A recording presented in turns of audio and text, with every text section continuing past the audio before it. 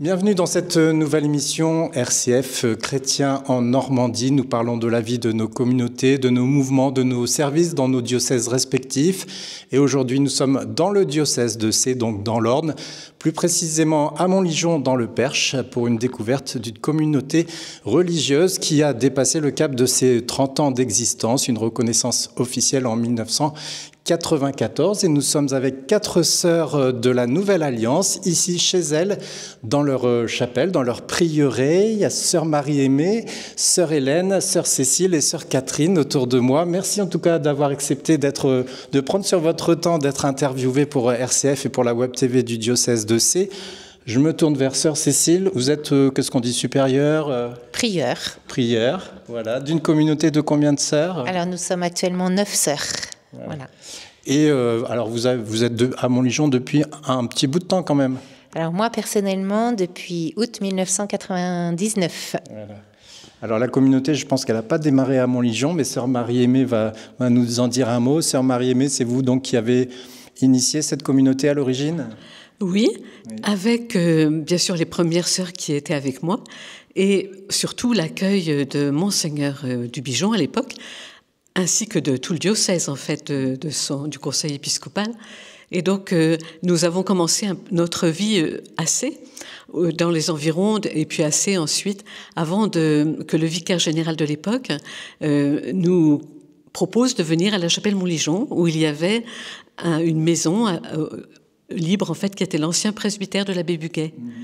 Voilà. Donc l'intuition profonde, c'est le milieu rural, la considération de la solitude de Jésus-Eucharistie au sein des petites églises de campagne souvent fermées, plus ou moins abandonnées, et la perte et l'oubli du sens de la messe, même chez certains baptisés, avec une population plutôt vieillissante.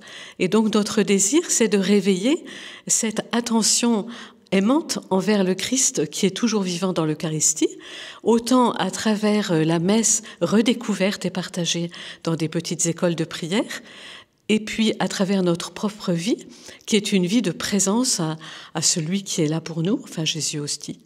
Alors bien sûr, on va détailler tout ça et votre aventure de 30 années. Sœur Hélène, bonjour. Bonjour. Vous êtes là depuis combien de temps? Eh bien, je suis là depuis 1989. Ça fait 35 ou 36 ans, 35 ans. Voilà. Ouais. Vous êtes originaire du coin ou pas du tout? Non, pas du tout. Je suis vendéenne. D'accord. Sœur Catherine, bonjour. Bonjour Hubert.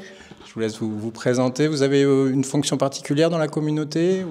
Oui, alors je suis sous-prière, donc j'assiste sœur Cécile dans sa charge de prière. Et je suis dans la communauté en fait depuis 2007. Voilà, donc ça fait un peu plus de 16 ans que je suis là. Oui, et puis vous êtes aussi un peu tourné vers les jeunes, puisqu'il y a des groupes de jeunes que vous animez. Hein. Oui, effectivement. En fait, avec le groupe UCAT, ça fait à peu près 12 ans que ça existe, même un peu plus. Voilà, et donc c'est une sorte maintenant de fraternité qui se rassemble régulièrement, à la fois pour se former et aussi pour vivre des temps fraternels, des temps de prière, voilà, de gratuité. Et c'est en train de se transformer en quelque chose de beaucoup plus délocalisé, c'est-à-dire que ce n'est plus les jeunes qui vont venir régulièrement à Montligeon, mais c'est moi qui vais me déplacer voilà, dans leur lieu de vie, dans les paroisses ou dans leur groupe déjà constitué comme des jeunes pros ou en paroisse, quoi. Ouais. Ou des jeunes d'origine chinoise en région parisienne, non? Voilà, alors effectivement, récemment, j'ai eu la joie d'aller dans la paroisse chinoise, de laquelle je suis issue d'ailleurs, donc c'est un peu une sorte de retour aux sources, c'est très touchant. Et effectivement, là, il y a une forme de renaissance d'une jeunesse très active et très fervente dans la foi. Donc ça fait plaisir à voir, et en même temps, c'est des jeunes qui sont avides de formation aussi. Donc je leur ai donné 3 enseignements sur notamment la prière, qu'est-ce que l'amour, et aussi comment concilier en fait la religion, enfin la foi et la vie concrète, la vie quotidienne, quoi. Voilà. C'est vrai qu'on voit chez les jeunes de plus en plus un désir de formation. En tout cas, ils posent des questions, ils ont besoin de réponses. Oui, effectivement. Et parfois, c'est des questions vraiment très, très profondes auxquelles on pense que tout le monde a la réponse. Et en réalité, parfois, on est un peu collé. Voilà. Et moi, en retour, je leur ai aussi posé une question concernant Dieu. Je leur ai tout simplement dit, pour vous, qui est Dieu ? Et j'ai eu des échos incroyables, quoi. Voilà, il y en a un qui m'a dit, Dieu, il est amour. Un autre qui me dit, Dieu, il est mystérieux. Et puis un autre qui me dit, Dieu, il est tout pour moi, ou il est mon ami. Et donc, à partir de là, en fait, il y a un dialogue qui est amorcé et c'est vraiment très enrichissant. Du coup, c'est sous forme de dialogue, plus qu'un temps de formation en bonne et due forme, quoi. Alors, dans un instant, sœur Marie-Aimée, on va parler des origines des sœurs de la Nouvelle Alliance. C'est vrai, quand on pense sœurs de Nouvelle Alliance, on pense tout de suite à Montligeon. Sœur Cécile, quelle est votre mission ici par rapport à ce gros sanctuaire en pleine campagne ? Alors, c'est vrai que du coup, la Providence a fait que nous avons été, on pourrait dire presque dès nos jeunes années, plantés à l'ombre du sanctuaire de Montligeon. Et à partir de l'an 2000, en fait, Monseigneur Dubigeon nous a demandé de prendre la suite au niveau de la prière des heures à la basilique. Et petit à petit, voilà, on a de plus en plus collaboré avec la communauté Saint-Martin à qui aussi est confiée l'animation pastorale de ce sanctuaire. Un sanctuaire qui est très touchant, un lieu de mission qui correspond assez bien aussi à notre charisme, puisque le Père Buguet, qui a l'initiative de ce sanctuaire, avait mis l'Eucharistie au centre du message de Montligeon, donc célébrer la messe pour les défunts et pour les âmes du purgatoire qui en ont besoin. Voilà, et donc ça nous rejoint aussi par rapport à notre amour de l'Eucharistie, et puis à ce magnifique thème donc de la communion des saints, donc qui est vraiment, à mon avis, un article de foi de notre credo encore trop méconnu. Et le cœur battant de cette communion des saints, c'est vraiment bien le Christ lui-même et l'Eucharistie au centre de cette communion des saints. Donc on y trouve un terrain spirituel qui nous convient, et aussi c'est aussi un lieu de rencontre et de mission sur place avec beaucoup de personnes blessées, notamment blessées par le deuil et la perte d'un être cher. Et là aussi, de personnes qui souvent arrivent là désemparées par ce deuil, mais qui, au cours de l'accompagnement, des sessions qu'on va animer, d'écoute, vont découvrir aussi ce lieu de consolation spirituelle inouï, magnifique, qui est la communion des saints. Voilà. Et puis donc vous agissez, on peut dire, en complémentarité avec les chapelains de Montligeon, les pères de Saint-Martin. Oui, tout à fait, on collabore au quotidien avec eux. Plus une dimension féminine, voilà. On pourrait dire. Voilà, effectivement, et ça touche beaucoup les pèlerins, qu'il y ait cette complémentarité à la fois de prêtres et de sœurs, et effectivement l'approche féminine aussi dans la compassion aussi qui touche énormément. Et puis, il y a aussi toutes ces rencontres avec... c'est le sanctuaire, c'est vrai, on prie pour les défunts, donc il y a l'animation des pèlerinages, mais aussi tous ces groupes qui viennent aussi au sanctuaire, pas forcément systématiquement pour des questions de deuil, mais aussi des groupes de jeunes, préparation à la confirmation, la profession de foi, et qui demandent souvent des veillées d'adoration au cours de leur temps fort. Et là aussi, c'est vraiment un lieu, on pourrait dire, d'école de prière pour ces jeunes qui parfois découvrent ce qu'est l'adoration. Et c'est vrai que je parlais récemment avec un prêtre de passage des Yvelines qui me disait, qui venait chaque année, qui disait combien ce temps de veillée est fondamental à chaque fois qu'il vient, et que c'est ce qui marque le plus les jeunes. Voilà. Alors, sœur Hélène, ceux qui nous regardent sur la web TV du diocèse voient tout de suite votre habit. Est-ce que vous pouvez nous le décrire, en tout cas pour ceux qui nous écoutent à la radio, qui ne le voient pas? C'est un rappel de l'Eucharistie? Tout à fait, oui. Nous avons les couleurs du pain pour la robe et du vin pour le scapulaire. Voilà, donc c'est un rappel direct. Un rappel de l'Eucharistie. Voilà. La communauté de la Nouvelle Alliance, c'est vraiment l'Eucharistie, quand le prêtre célèbre la messe, il parle du vin de l'Alliance nouvelle et éternelle. Voilà. Et avec des noms comme cela, nous sommes invités à prier beaucoup pour les prêtres qui sont les ministres de l'Alliance nouvelle et éternelle, ceux qui célèbrent l'Eucharistie. Parce que s'il n'y a pas d'Eucharistie, il n'y a pas de vie.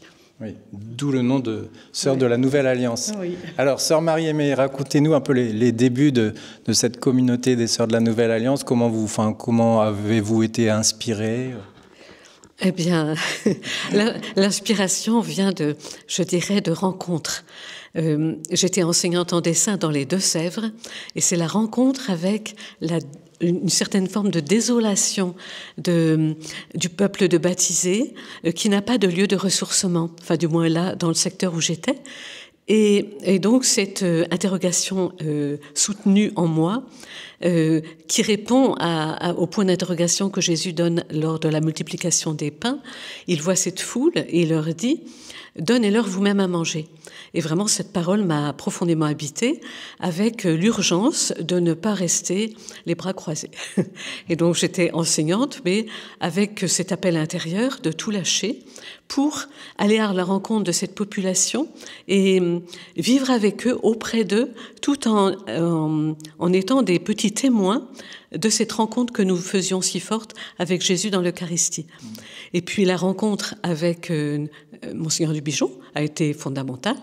La rencontre avec les diocésains. Et ici, moi personnellement, j'ai été extrêmement touchée par l'hospitalité, la solidarité des communautés religieuses qui se sont penchées sur le petit groupuscule que nous étions pour nous apporter une aide très concrète, soit de livres, soit de choses très diverses dont nous pouvions avoir besoin pour commencer à bâtir cette vie.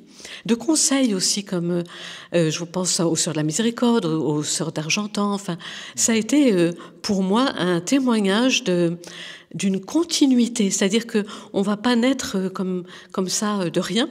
Il y a une transmission d'un patrimoine qui se fait, et là, ça s'est fait par le tissu Église dans l'Orne, dont nous sommes très reconnaissantes. Et puis ensuite, les rencontres avec les demandes de l'Église, c'est-à-dire les baptisés eux-mêmes qui nous disent leur soif d'approfondir leur foi. L'essentiel est invisible pour les yeux, dit le Petit Prince, et il y a une grande soif aujourd'hui d'approfondir la vie intérieure. Et cela, ce n'est pas en zappant sur Internet qu'on va tout de suite trouver le mode d'emploi pour descendre dans la vie intérieure. Il faut une expérience très concrète du silence, de la solitude et d'une forme de désert. Et cela aussi, on a à le proposer, déjà à nous à le vivre, à l'intérioriser et à le proposer. Et la Providence a permis que, en ce qui me concerne du moins, je sois amenée à prêcher des retraites, y compris des retraites fondamentales chez des moines contemplatifs, tels que Solesmes ou Saint-Vendry, qui sont déjà des piliers de la contemplation, mais qui me disent « Nous avons soif d'aller plus loin avec cet aspect très concret de la messe vécue ». Et c'est quelque chose qui n'est pas si évident que cela, en fait, qui a besoin d'être révélé et annoncé. C'est-à-dire qu'on n'est pas passif derrière l'autel en assistant à une célébration. On doit se rendre actif pour rendre cette célébration vivante tout au long de la journée. Et ça, il faut donc l'intégrer par le cœur profond. Donc c'est quelque chose qui se transmet par le vécu. Voilà. J'essaie d'imaginer les origines. Donc, j'imagine à 2-3 sœurs, vous êtes accueillis dans les communautés religieuses de l'Orne et puis vous prêchez des retraites. C'est comme ça que vous commencez à vous faire connaître ou... Alors, on a commencé à se faire connaître, en fait, tout simplement il me semble que c'était par notre vie là où nous étions, en fait, par les connaissances de voisinage. Et puis, de fil en aiguille, en fait... je pense que c'est à travers des relations d'amitié surtout qu'il y a eu des demandes d'accompagnement spirituel, ça a commencé par là. De l'accompagnement spirituel, il y a eu des demandes de formation, mais en même temps, nous assumions notre travail, c'est-à-dire notre gagne-pain. Donc on a réfléchi pendant un moment ce qu'il pouvait être. Donc chacune avait les aptitudes qu'elle avait sous la main. Donc sœur Hélène avait ses grandes aptitudes en couture, tout particulièrement. Pour ma part, c'était plutôt les travaux d'art, mais je les ai pas expérimentés très longtemps. Et les sœurs qui venaient, en fait, apportaient avec elles leurs propres propositions. C'est-à-dire que c'est ensemble que l'on bâtit quelque chose et chacune apporte sur le terrain, d'une part, ce qu'elle sait faire et ce que l'Esprit Saint l'invite à réaliser. Mais on n'a pas de programme préétabli, à part, si vous voulez, ce noyau central qu'est l'Eucharistie. On est allé dans de nombreuses directions où on en a abandonné certaines et fait grandir d'autres, mais c'était pas préétabli dans notre esprit. Ça grandit ensemble. C'est ça. Et la reconnaissance officielle, on peut dire que c'est l'année 1994, comme association publique de fidèles. Fidèles. Voilà. C'est une reconnaissance qui nous construit et nous aide à aller ensemble.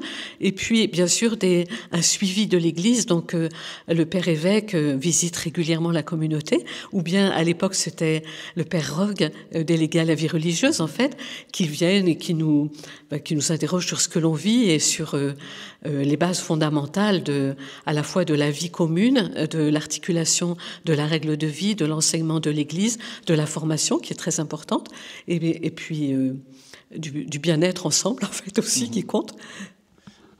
Sœur Catherine, tout à l'heure, Sœur Marie-Amélie parlait des talents de chacun pour faire vivre la communauté. Aujourd'hui, de quoi vit la communauté? On a bien compris que Sœur Hélène s'y connaissait en couture, mais les autres... Alors, il y a un atelier de relure où Sœur Elisabeth et Sœur Marie-Gemma s'investissent pour à la fois restaurer des livres anciens, mais aussi pour faire des registres à la fois du diocèse ou des paroisses qui nous confient leurs registres de baptême, de mariage et autres. Il y a aussi un gros client qui est Bayard, donc qui confie des archives à la communauté pour que ce soit relié en bouquin, en fait, avec de la belle relure. Et puis, entre autres, il y a aussi un atelier de confiture qui a été initié par nos sœurs aînées. Et puis aujourd'hui, c'est moi qui prends la relève pour continuer cet artisanat qui plaît beaucoup en fait aux pèlerins du sanctuaire, notamment pour le mois de novembre. Voilà. C'est vrai que vous êtes dans un cadre idyllique. Aujourd'hui, il y a du soleil, il fait beau, il y a l'étang, il y a des moutons, il y a des poules, il y a des animaux et il y a beaucoup de fruits et de légumes. Oui. Alors oui, on a la chance d'avoir... alors, c'était pas dès le début, une fondation s'agrandit vraiment par étapes. D'abord un enracinement caché et spirituel, et puis depuis 2006, il y a eu cette opportunité dans le village de pouvoir acquérir cette propriété qui est maintenant notre prieuré, Notre-Dame des Eaux Vives, avec un grand espace vert, un verger, un potager, effectivement. Donc, il y a beaucoup de monde qui vous aide aussi. Hein. Alors effectivement, ça fait beaucoup d'entretien pour. En fait, nous ne sommes quand même pas très très nombreuses, et donc ça demande de l'entretien. C'est très, comment dire. On est très heureuse d'avoir ce lieu comme cadre de vie qui nous permet aussi d'avoir vraiment un lieu de silence, un lieu recueilli pour vivre notre vie d'oraison. Mais effectivement, après, il faut avoir des bras. Donc, nous y mettons un gros morceau de nous-mêmes. Mais nous arrivons, voilà, on a parfois aussi des groupes de bénévoles qui viennent nous aider à entretenir ou pour des travaux plus importants qui seraient un peu trop lourds pour nous. Et puis là, nous nous sommes lancés dans une initiative toute nouvelle qui s'appelle le woofing. Ah, ça, c'est l'accueil de jeunes qui vivent une expérience, c'est ça? Voilà, alors de jeunes ou de moins jeunes d'ailleurs, mais l'idée est alors c'est en lien avec vraiment le travail de la terre et la transformation des produits de la terre. Et donc, c'est ça, ils sont logés chez vous gratuitement et en retour, ils vous aident. Voilà, c'est le principe. Et le principe est sur un partage d'expériences, en fait, et de transmission de connaissances. Et l'idée venait de Sœur Catherine, parce qu'on avait un ami permaculteur qui s'était lancé aussi là-dedans. Et on trouvait que c'était aussi une occasion aussi à la fois, de voir un petit peu d'aide, mais aussi d'avoir une belle ouverture de personnes qui viennent et qui sont parfois loin de la foi, ou voilà, mais qui ont envie de découvrir aussi. Donc plusieurs communautés religieuses le font en France, et donc ça, à travers un organisme qui s'appelle Woo France. D'accord, c'est une bonne idée. Sœur Hélène, comment il faut vous considérer, vous, sœur de la Nouvelle Alliance, comme moniale ou comme sœur apostolique, ou un mix des deux? Je crois que c'est un mix des deux. Moi, au départ, quand j'ai eu l'appel, pour moi, j'étais appelée à la vie contemplative. Et puis, peu à peu, on s'adapte à l'évolution de la communauté qui a eu une ouverture aussi. Par exemple, l'ouverture pour animer les offices au sanctuaire, ça nous a permis aussi d'avancer, voilà, au départ, on pensait, enfin, moi je pensais à une clôture, mais puis finalement une clôture souple, et puis finalement une clôture assez élastique, quoi. Alors, voilà, et tout. Mais on évolue. En fait, quand on rentre en communauté, par exemple, quand je suis rentrée, moi j'étais la 4e dans la communauté. Et c'était vraiment un tout petit embryon, en fait. On vivait en fraternité, on n'était pas encore reconnus. Et pour moi, il y avait quand même d'abord un enracinement dans la vie de prière, la fidélité à la prière, déjà. Et puis, peu à peu, les choses évoluent. Quand on rentre en communauté, on répond à un appel, mais on ne voit pas comment la communauté va aboutir, comment elle va évoluer, comment voilà. C'est partout, je vous rassure, quand on se marie, c'est pareil. C'est pareil, c'est exactement. On peut, voilà, une fondation surtout. Oui, on peut comparer cela au mariage. Quand on rentre, on n'a aucune garantie en fait. On rentre, on répond à un appel et puis on évolue comme ça. Et alors comment je vois maintenant, ce que je vois, moi, c'est que finalement, mon cœur est dans la paix. Alors, c'est très important de vivre en paix, déjà, et que quand mon père spirituel me dit tu es bien à ta place, et moi, ça me réjouit, et puis voilà, et tout. Alors, après, comment va évoluer encore la communauté? Je crois qu'il faut faire confiance, il faut regarder la communauté avec foi, il faut prier, je crois que cet enracinement dans la prière qu'on ne doit jamais lâcher. C'est d'abord le cœur à cœur avec le Seigneur qu'on doit avoir. Et puis le Seigneur, c'est lui qui agit à travers nous, en fait. Alors, faut pas rêver non plus, faut pas non plus avoir. Je parle pas d'avoir des illusions non plus, parce qu'on peut toujours rêver, mais je crois qu'on marche pas après pas. Voilà. Rapidement, sœur Cécile, parce qu'on est déjà quasiment en fin d'émission, ça passe très vite. Votre spiritualité, alors je pense à Saint Paul de la Croix ou Sainte Gemma. Voilà, donc en fait, l'histoire de la fondation a fait que la famille passionniste, spirituelle passionniste, a toujours été présente en fait dans l'histoire de la fondation. Et donc, alors, elle est peu connue en France, cette famille passionniste. Donc, effectivement, nous suivons la règle, enfin, nous nous inspirons de la règle de Saint Paul de la Croix, qui est un saint italien qui a fondé donc la congrégation passionniste. Et il avait écrit sa première règle pour des frères, donc des hommes. Et donc, c'était une vie qui était à la fois très enracinée dans la solitude, le silence et l'horizon, l'esprit d'horizon. Et ponctuellement, donc, ils étaient envoyés en mission donc ils avaient un 4e vœu qui était la mémoire aimante de la passion. Voilà, donc vraiment centré sur le mystère de la croix avec ce mode mixte de contemplation et d'apostolat. Voilà. Et puis une jeune italienne aussi. Voilà. Et donc, nous avons aussi comme sainte patronne Sainte Gemma Galgani, qui fait partie des saints de cette famille passionniste, tout en n'ayant jamais été religieuse passionniste, mais elle l'a été de cœur dans sa vie. Et Gemma, en fait, un trésor à donner à l'Église, c'est aussi son grand amour de l'Eucharistie qui a beaucoup rejoint, je pense, Sœur Marie-Aimée au départ. Et donc, c'était une âme éprise de Jésus Eucharistie et qui a vraiment dans sa vie vécu, on pourrait dire, la vie eucharistique. Voilà, à travers l'attitude d'adoration et d'offrande vraiment de sa vie. Alors là, elle a une puissance, j'ai envie de dire, plus, puisque bon, elle a une vie inimitable. C'était une grande mystique qui a vécu la Passion, donc c'est pas ça qu'on cherche en soi à suivre, mais son grand élan amoureux pour Jésus Eucharistie. Voilà. Alors, vous l'avez cité tout à l'heure, dans toutes vos activités, vous recevez il y a pas mal de monde qui frappe à la porte, peut-être pour une écoute, ou enfin, vous accompagnez beaucoup de monde aussi. Hein. Voilà, donc ça a toujours été très présent dans l'histoire de la Fondation, dans notre communauté, donc d'offrir une écoute de bienveillance, de compassion à tous ceux qui peuvent souffrir. Souvent beaucoup plus moralement, enfin physiquement aussi, mais voilà. Et donc on est un lieu effectivement d'écoute, un peu une oasis où l'écoute c'est un bienfait rare dans notre société. Alors j'ai vu aussi qu'il y avait des gens qui vivaient un peu de votre spiritualité, enfin disciples missionnaires de l'Eucharistie, c'est ça? Alors disciples missionnaires du cœur eucharistique. J'y étais presque. Hein.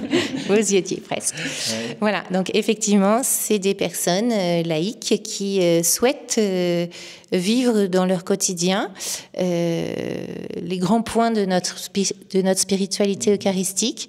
Et donc c'est effectivement, ils s'engagent alors c'est un engagement qui est pour 1 an, qui est renouvelable, voilà. Et donc ils s'engagent à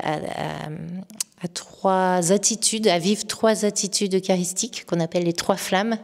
Donc l'attitude d'adoration, d'offrande et de communion. Voilà, communion qui n'est pas simplement, voilà, parce que quand on pense à l'Eucharistie, on va forcément parler de la communion eucharistique en tant que telle, donc oui, mais aussi toute cette spiritualité de la communion telle que Jean-Paul II nous y a invité aussi, c'est-à-dire la miséricorde, enfin le débordement de la vie eucharistique, c'est vraiment la miséricorde. En fait.